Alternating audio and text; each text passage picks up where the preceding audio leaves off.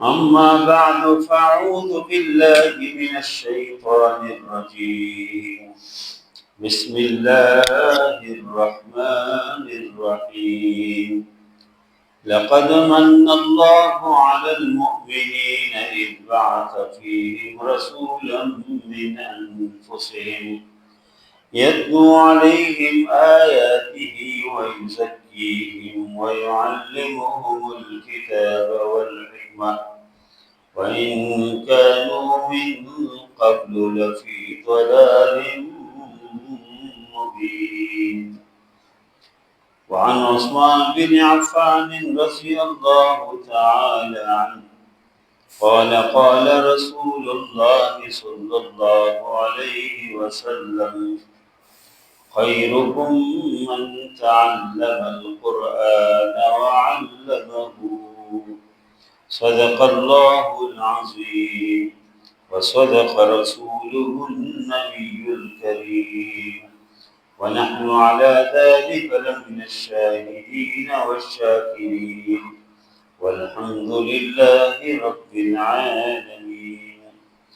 اللهم صل على محمد وعلى آل محمد كما صليت على إبراهيم وعلى آل إبراهيم إنك حميد مجيد.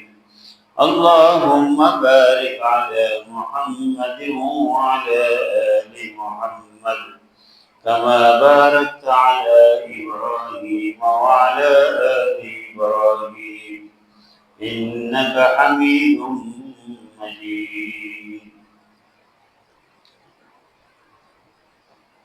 یہ ربیع الاول کا مہینہ شروع ہے اور اس مہینے کے اندر نبی کریم صلی اللہ علیہ وسلم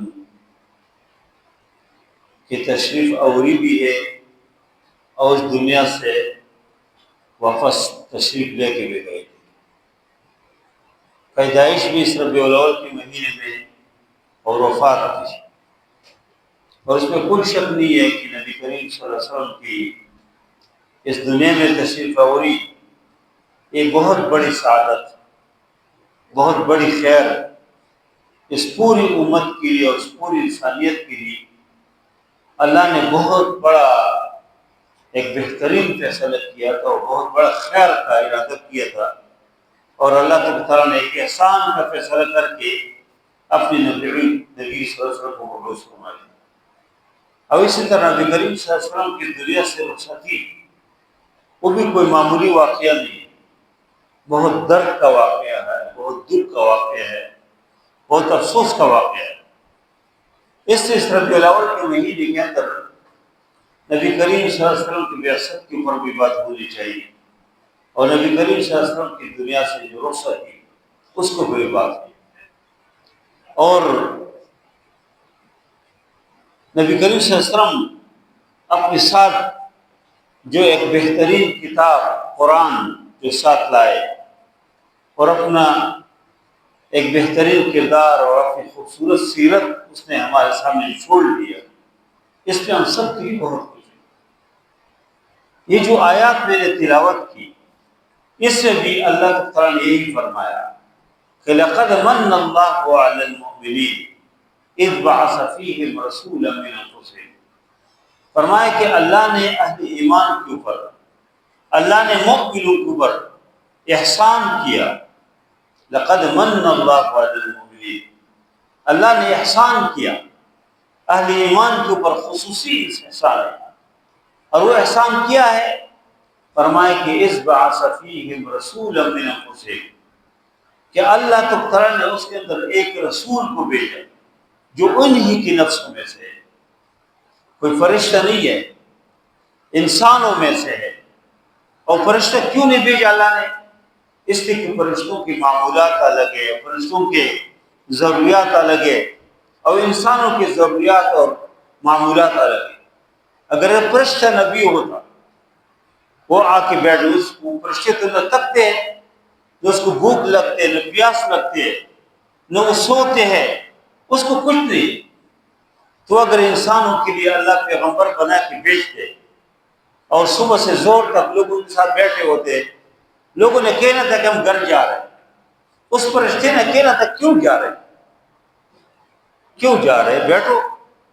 اگر کوئی کہتے کہ ہمیں بھوک لگے ہے, ہمیں پیاس لگے ہے, ہمیں تھکاوٹ ہے, تو فرشتے کو تو یہ پتہ نہیں کہ پیاس کیا چیز ہے, تھکاوٹ کیا چیز ہے, بھوک کیا چیز ہے. اس لیے انسانوں کی ضرورت کے مطابق اللہ نے انسانوں میں سے ہی اللہ نے پیغمبر صلی اللہ علیہ وسلم کو فیصلہ کیا. اب یہ احسان کر کے اللہ نے احسان کیا.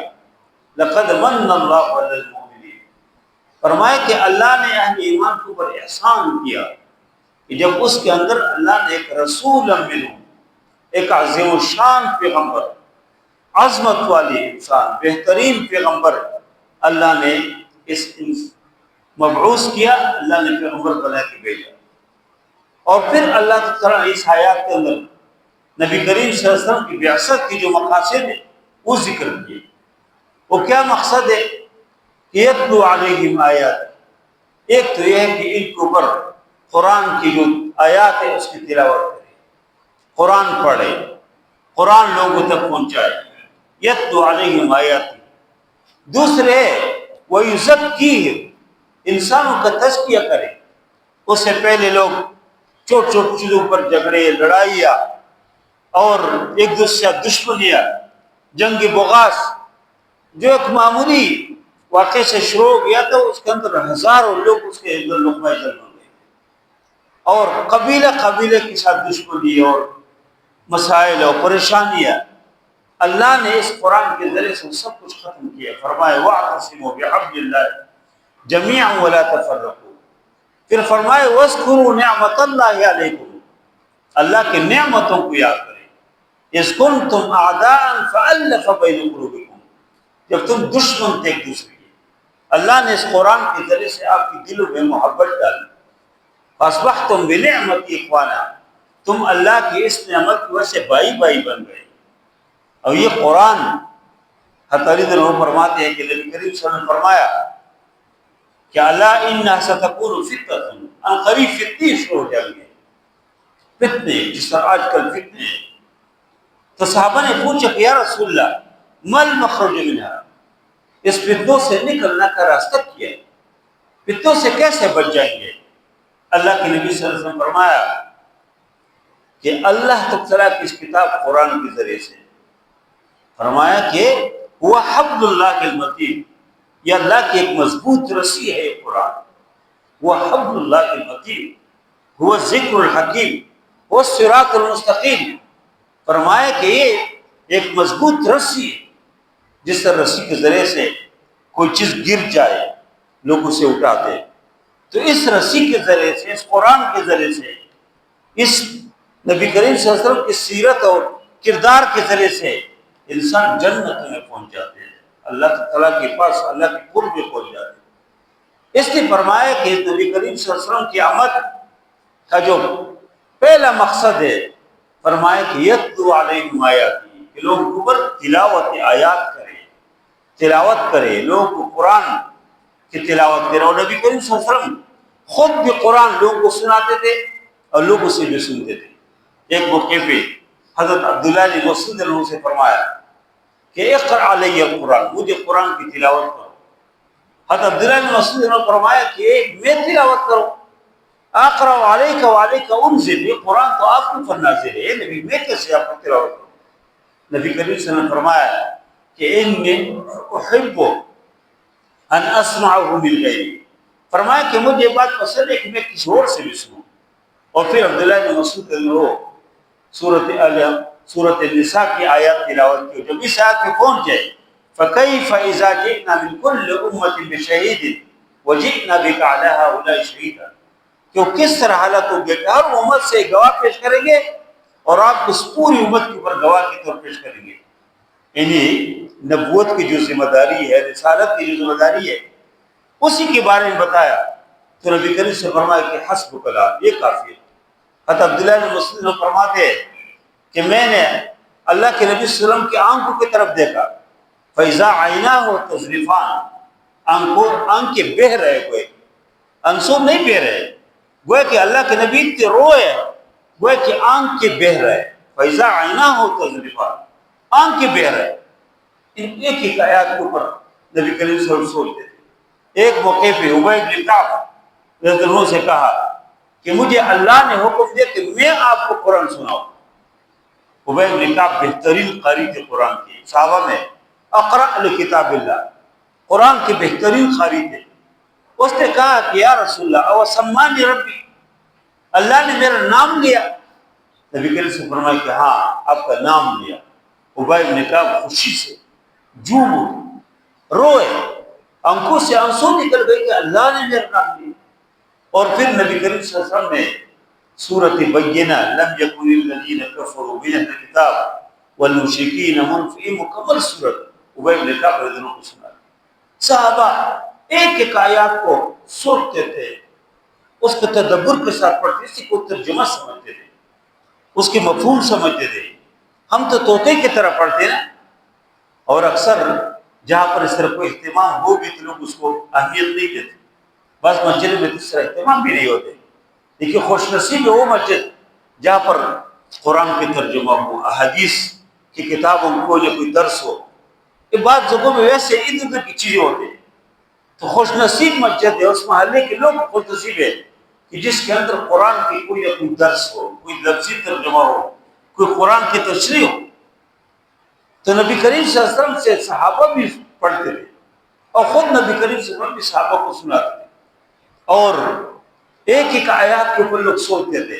حضرت عمر فاروق کا دن ہو، وہ ایک دن گھوڑے کے اوپر سوار تھے اور مدینے کی جگہ سے گزر رہے تھے، تو گھر کے اندر تلاوت ہو رہے، اور اس کے اندر وہ گھر کے اندر تلاوت میں یہ سورۃ طور کی آیات اس کے کانوں میں پڑ جاتی ہے کہ ان عذاب ربک لواقع، آپ کے رب کے عذاب واقع ہونے والا ہے. یہ آیات سنتے حضرت عمر فاروق کا دن گھوڑے سے اترتے، دیوار کے ساتھ بیٹھ جاتے اور پھر گھر جاتے. اور ایک مہینہ اللہ کے لیے عمر فاروق کی طبیعت خراب تھا. لوگ کو پتہ نہیں چلا کہ وجہ کیا ہے. لوگ عیادت کے لیے آتے تھے لیکن پتہ نہیں چلا کہ وجہ کی. اسی ایک آیات کو کیا اللہ کے آپ کے رب کے عذاب جو ہے واقع ہونے والا. یہ آیات ایک بار سن لے تو ویسا صحف الشرک، جب صحیفے کھل جائے تو کیا ہوگا جی؟ یہ تمام انسانوں کے جو کچھ جس نے کیا ہو اللہ تعالیٰ کے دربار میں وہ پہنچیں گے. وہ ایک ایک سیکنڈ، ایک ایک لمحے، ایک ایک لحظے کے بارے میں اللہ تعالیٰ پوچھیں گے. جس طرح آج کل تو اس کے کوئی شک کسی کو نہیں پڑتا، اسی کہ ہر مارکیٹ میں کیمرے لگے، ہر سڑکوں پہ کیمرے لگے، ہر آدمی ڈرتے ہیں کہ ویسے وہ کیمرہ میری ویڈیو بن جائے، اور بن بھی جاتے ہیں. لیکن دنیا کے کیمرے کو تو کوئی دیکھتے بھی نہیں، اور کبھی خراب بھی ہوتے. لیکن آخرت میں ایک ایک آدمی کی پوری طرح ویڈیو سامنے آ جائے. عمر فاروق کا ضرور اس آیت کو جب سن لیا کہ ویسا صحف الشرک، جب عمل نامے کھل جائے اور ایک ایک انسان کے ایک ایک سامنے آ جائے تو پھر انسان کیا کرے گا؟ حضرت ابوبکر صدیق لوگ قرآن پڑھتے تھے، گھر کے سامنے چھوٹے سے چبوترے میں بیٹھے ہوتے تھے، قرآن کی تلاوت کرتے تھے اور روتے تھے. بچے بھی جمع ہو جاتے تھے، خواتین بھی جمع ہو جاتی تھی، کافر بھی سارے. تو اس لیے کافروں نے کہا کہ ہم آپ سے آپ ہجرت کریں، ہم آپ کو بیٹھ نہیں دیں گے، اس لیے کہ تم قرآن کی تلاوت کرتے ہیں.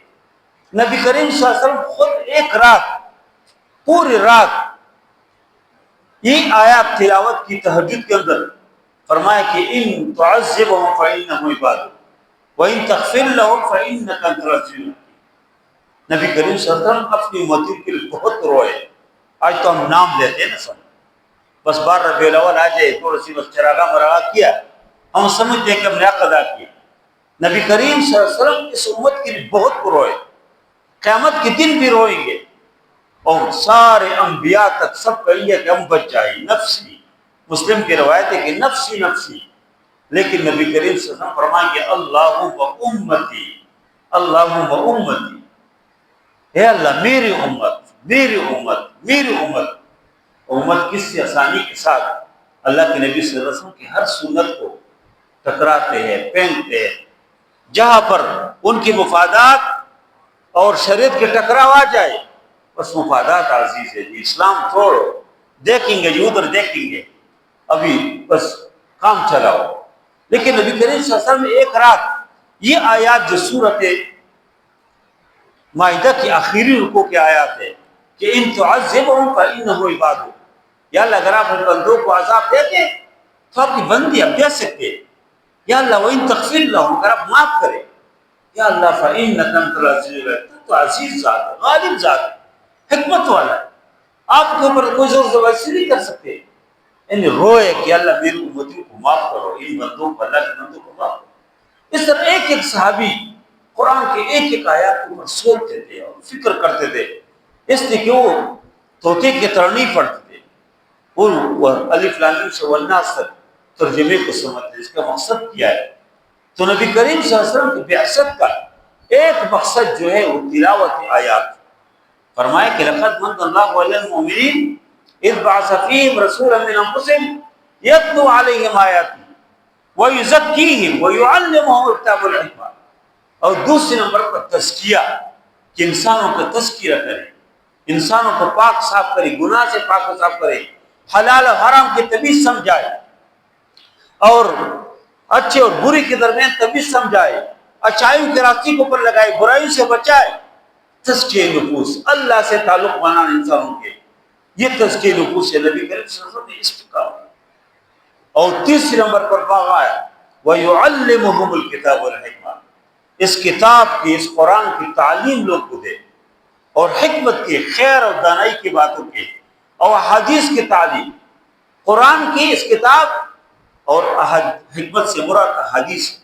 نبی کریم صلی اللہ علیہ وسلم کی پوری شریعت، ابھی جو کلمہ پڑھتے ہیں لا الہ الا اللہ محمد رسول اللہ، یہ لا الہ الا اللہ یہ مکمل قرآن کہ توحید کی پیغام ہے، رسالت، کہ اللہ تعالیٰ سے وابستگی، شرک سے دور رہنا، اور محمد الرسول اللہ صلی اللہ علیہ وسلم نے پوری شریعت جو اللہ کے نبی صلی اللہ علیہ وسلم پوری شریعت جو پیش کی اس کا تذکرہ ہے.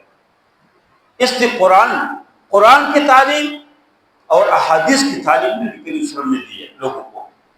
اور یہ جو حدیث میں نے آپ لوگ کے سامنے پڑھنے کی سعادت کی حاصل کی ہے، اس میں حضرت عثمان بن عفان رضی اللہ عنہ جو نبی کریم صلی اللہ علیہ وسلم کے داماد ہیں، اور نبی کریم صلی اللہ علیہ وسلم کی دو بیٹیاں ایک ہی بعد دیگر اس کے نکاح میں، اس وجہ سے اس کو ذو النورین بھی بولتے ہیں. اور نبی کریم صلی اللہ علیہ وسلم فرمایا کہ میرے اور بیٹیاں ہوتی تو میں ایک ہی بعد دیگر عثمان بن عفان کے نکاح میں دے دیتا. وہی عثمان بن عفان رضی اللہ عنہ فرماتے ہیں کہ اللہ کے نبی نے فرمایا خیرکم من تعلم القرآن وعلمہ، تم میں بہتر آدمی، سب سے بہتر، یہ خیر جو ہے اس کو اس کی تفضیل بولتے ہیں عربی زبان میں، یعنی سب سے بہتر، سب سے اچھا انسان وہ ہے جو قرآن سیکھے اور سکھائے. خیرکم من تعلم القرآن وعلمہ، جو قرآن پڑھے اور پڑھائے، سیکھے اور سکھائے، اس سے بہتر آدمی نہیں. ہمارے یہاں تو جس کے پاس وہ ڈگری ہو لوگ اس کو بہتر سمجھتے، اس کا بھی جگہ کی ضرورت ہے، اور ڈگریوں کی ہونی چاہیے. ہمارے معاشرے کی ضرورت ہے، اس دنیا کی ضرورت ہے، ہمارے گھروں کی ضرورت ہے. لیکن سب سے بہتر انسان اللہ کے نبی کی نظر میں جس کو قرآن سمجھے. خیرکم من تعلم القرآن وعلمہ، جو قرآن سیکھے اور سکھائے. اور اس تعلیم اور تعلم میں قرآن کے جو نورانی قاعدے میں سے شامل ہے، جس کو پڑھتے ہیں پڑھاتے ہیں، اس میں قرآن کے لفظ بھی شامل ہے. ناظرہ، کوئی قرآن کس نے پڑھا نہیں ہے اس کو پڑھے، جو قرآن کے ناظرہ پڑھاتے. اس میں اسی خیرکم من تعلم القرآن وعلمہ میں قرآن کے تشریحات، تفسیر اس میں شامل ہے. اور اس پوری طرح قرآن اس کے اندر شامل ہے کہ جو قرآن سیکھتے ہیں اور سکھاتے، پڑھتے ہیں اور پڑھاتے، یہ سب سے بہتر انسان. اور یہ اسی قرآن کی برکت سے عرب کو معاشرہ جہاں پر لوگ چھوٹ چھوٹ چیزوں پر لڑتے تھے، جھگڑے، آپ ووٹ میں میرے ووٹ سے پہلے پالیسی کیوں کیے، لڑتے تھے. لیکن نبی کریم صلی اللہ علیہ وسلم تشریف لائے، اتر کر حرا سے سوئی قوم آئے اور ایک نسخہ کیمیا ساتھ لائے. ہاں، جس نے مسی خام کو جس نے کندن بنایا، کرا اور کوٹا الگ کر دکھایا. عرب جس پہ قدم سے تھے جہل چایا، بس اس کا سب کا کیا ہے، اس کا پلٹ تھا، اس کا کایا پوری طرح تبدیل ہو گئی۔ یہ تبدیلی کیسے آ گئی؟ اس قرآن کی برکت سے۔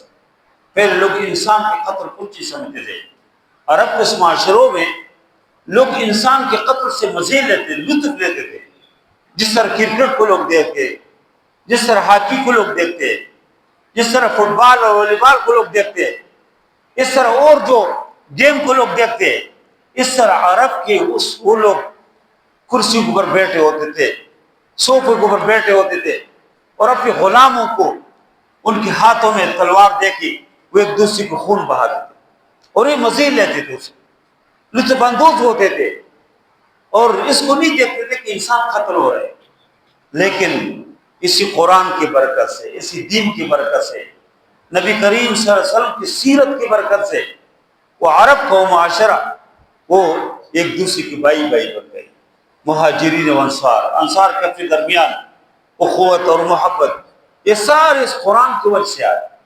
اور آج بھی ہم چونکہ قرآن سے دور ہیں، ہم اسلام سے دور ہیں، ہم اس قرآن کے فہم سے دور ہیں، اس وجہ سے ہمارے یہاں پر جو فتنے، یہ جو روز کوئی نہ کوئی مسئلہ ہوتے ہیں اور فتنے ہوتے ہیں، لوگ جو ظلم کرتے، قرآن سے دور ہیں، اس وجہ سے یہ چیز ہے۔ اور بہت ذرا کوئی نیک آدمی ہو تو کچھ بس قرآن کو چومتے، چہرے کو لگاتے، وہ بھی کرنی چاہیے، اس میں کوئی منع نہیں ہے کوئی، لیکن اصل چیز تو ہے کہ اس قرآن کو ابھی پڑھے، سمجھے، اور اس قرآن کے اندر صرف یہ چند چیزیں، چند عبادات نہیں ہے۔ اگر یہ نماز کا ذکر، روزے کا ذکر، حج کا ذکر، اور یہ چند جو عبادات ہے، یہ صرف قرآن میں نہیں ہے۔ قرآن جو 30 پارے قرآن ہے، اس میں پوری زندگی انسان کے کہ انسان کس طرح زندگی گزارے، سب اس کے اندر موجود ہے۔ اگر یہ چند چیزیں ہوتی ہیں نا، وہ تو ایک رکوع کے اندر آ سکتی، وہ تو زیادہ سے زیادہ ایک پارے کے اندر آ سکتی ہے، لیکن جو 30 پارے قرآن اللہ نے بھیجا، اس کے اندر زندگی کے ہر حوالے سے ہدایات موجود ہیں، ہر حوالے سے احکامات موجود ہیں۔ اس لیے میرے بھائیوں، اس قرآن کو سمجھنا، اس کو پڑھنا، اور میں اکثر یہ کہتا ہوں کہ الحمدللہ برصغیر پاک و ہند میں لوگوں نے بہت بڑا کام کیا۔ وہ جو مشہور ہے نا کہ قرآن حجاز میں اترا تھا، عرب کے اوپر، عرب دنیا میں حرمین میں ایک قرآن نازل ہوا ہے حجاز میں، مصر کے لوگوں نے پڑھا ہے، مصر میں اچھی قاری ہے، بہترین، اور اس قرآن کو ایسے جو اچھے قاری اور رشتے سب اس کو بنیاد قبول کرتے ہیں۔ لیکن برصغیر پاکستان کے لوگوں نے سمجھا اس قرآن کو، کیسے سمجھا کہ ان مدرسوں نے الحمدللہ ہر لحاظ سے کام کیا، ہر زبان میں تفاسیر موجود ہے، ہر زبان میں حدیث کی کتابیں موجود ہے۔ ایک آدمی اگر مدرسے میں باقاعدہ نہیں جا سکتے، نہ جائے، اور ہر آدمی کے لیے جانا بھی مشکل ہے، اور یہ اسلام کے روح بھی نہیں ہے کہ ہر آدمی کام وام چھوڑ کے سب مدرسوں میں جائے، ایسے ممکن بھی نہیں ہے۔ لیکن کم از کم یہ ہے کہ انسان یہ قرآن کو کوئی نہ کوئی وقت دے، اور اس کو جو اردو میں تفاسیر ہے، جو پشتو میں تفاسیر ہے، جو پنجابی میں تفاسیر ہے، جو سرائکی میں تفاسیر ہے، بلوچی میں اور سندھی میں، ہر زبان میں اس کو پڑھے، سامنے رکھے، اور جہاں پر قرآن کے ترجمے کی کلاسز اس کو ہم کچھ نہ کچھ اہمیت بیٹھے۔ اکثر جب اعلان ہوتے ہیں کہ قرآن کے ترجمے کلاسیں بھی کرتے ہیں، بات جاتے اس دنیا کی کام مکمل نہیں ہوتے، عمر بھر کے لیے کریں گے لیکن ختم نہیں ہوتے۔ اس لیے آدمی کوشش کرے کہ قرآن، اللہ نے فرمایا کہ وَلَقَدْ يَسَّرْنَا الْقُرْآنَ لِلذِّكْرِ فَهَلْ مِن مُدَّكِرٍ، فرمایا کہ قرآن میں نے آسان کیا، اللہ فرماتے ہیں فَهَلْ مِن مُدَّكِرٍ، کوئی ہے جس کو سیکھے، کوئی ہے جس سے نصیحت قبول کرے۔ ہر عمر کے آدمی قرآن کو یاد کر سکتے ہیں۔ دیکھو یہ ہمارے یہ جو درسامی کی جو کتاب ہے، اس میں ایسے مصنفین ہیں کہ جس نے بڑی عمر میں علم شروع کیا۔ ایک جو اصول شاشی کی مصنف ہے، وہ کہتے ہیں کہ وہ کی جگہ بیٹھے تھے نائی کے سامنے اور داڑھی صاف کر رہے تھے، تو ایک آدمی بیٹھے تھے، اس نے کہا یہ کیا کر رہے، داڑھی صاف کر رہے آپ؟ اس نے کہا میں داڑھی کو صاف کر رہا ہوں، لیکن میں کسی کو دکاتا نہیں ہوں، میں کسی کی غیبت نہیں کرتا ہوں. جس طرح آج کل لوگ کہتے ہیں نا کہ میں داڑھی کو صاف کرتا نہیں، کہ میں غیبت نہیں کرتا ہوں، میں فلان خرابی نہیں کرتا ہوں. اس آدمی نے کہا کہ تم پیغمبر کی دل کے اوپر یہ بلیڈ کھینچ رہے، یہ جو صاف کر رہے ہیں نا، یہ پیغمبر کی دل کے اوپر آپ بلیڈ کھینچ رہے. اس کی دل میں بات آئی، اس نے اس سب کو چھوڑ دیا اور آگے جا کے داڑھی رکھ دیا اور مدرسے میں گیا اور علم شروع کیا، اور اللہ نے اسے بہت بڑا عالم بنایا اور بڑی علمی شخصیت. یہ فضیل بن عیاض یہ ڈاکو تھے، چور تھے، لوگوں سے راستے تبدیل کرتے تھے. اللہ نے ایک آیات اس سے سن لیا، الم یأن للذین آمنوا ان تخشع قلوبهم لذکر اللہ، اور اس سے سب کو چھوڑ چھاڑ کے وہ ایک بہترین عابد اور بہترین جو ہے ایک نیک اور صالح انسان سے اللہ کے ایک ولی بن گئے. اسے اس لیے عمر کے ہر حصے میں جب اس دین کی طرف انسان آ جائے، شریعت کی طرف آ جائے، تو انسان کے اندر خود تبدیلی آ جائے. اس لیے میرے بھائیو، میں آپ لوگوں سے درخواست کرتا ہوں کس قرآن کی طرف آئے. اس قرآن کو جس نے ناظرہ نہیں پڑھا اس نے ناظرہ پڑھو، شرط کی بات نہیں، بیٹھو کسی کے سامنے ناظرہ پڑھو. جس نے نورانی قاعدہ نہیں پڑھا وہ نورانی قاعدہ پڑھے، جس نے ترجمہ نہیں کیا ترجمہ کر. اور یہاں پر ماشاءاللہ آپ لوگ کی خوش نصیبی ہے کہ شیخ امین صاحب عشاء کے بعد روز یہاں پر قرآن کی کوئی نہ کوئی حصہ وہ تفہیم القرآن سے دیگر تفاسیر کی روشنی میں یہاں بیان کرتے. بہت بڑی بات ہے. اس طرح مسجد میں اس طرح کا اہتمام ہو، مسجد بہت قابل قدر ہے. اس لیے کہ مسجدوں کا یہ مقصد صرف نہیں ہے کہ لوگ آئے نماز پڑھ کے نکل جائیں. اس لیے کہ نبی کریم سے فرمایا کہ میرے لیے روئی مسجد روئی زمین سب میں سب مسجد بنائے، جو عزت میں الارض مسجد مطہورہ، پھر روئی زمین میرے لیے پاک ہے. دیکھیے جو مسجد ہے نبی کریم صلی اللہ علیہ وسلم کی مسجد نبوی، یہ عیدگاہ بھی ہے، اس میں جنازگاہ بھی ہے، اس میں لوگوں کے شادی بیاہ کے مسائل بھی ادھر کرتے تھے. جیل بھی کوئی کسی کو پکڑ کے لاتے تھے مسجد نبوی کے اندر ستون کے ساتھ باندھا ہوا ہوتا، پتہ چل فلان ہے جی فلان جگہ سے پکڑ کے لایا، فلان جرم کیا. تو یہ مسجد صرف اس کے لیے نہیں ہے کہ آدمی اس میں نماز پڑھ کے نکل جائے، اس پہ خاص کر قرآن کی تعلیم ہو، قرآن کی کلاسز ہو، اور قرآن کے ساتھ ساتھ اگر حدیث کی. دیکھیں جی آپ بخاری شریف کے نام سنتے، بہترین کتاب احادیث کی، پوری طرح حدیث کے ایک بہترین ایک مستند ذریعہ. اس کے بعد مسلم شریف بہترین کتاب احادیث کے. اس کے ساتھ جو ہے آپ یہ ابو داؤد اور یہ ترمذی اور یہ نسائی اور یہ جو ابن ماجہ اور دیگر کتابیں، کم از کم یہ جو صحاح ستہ ہے وہ تو ابھی پڑھے کہ اللہ کے نبی کیا فرماتے. دیکھو اللہ ابھی ربیع الاول کا مہینہ ہے، ہم اللہ کے نبی صلی اللہ علیہ وسلم کے ساتھ عقیدت کے دعوے کرتے.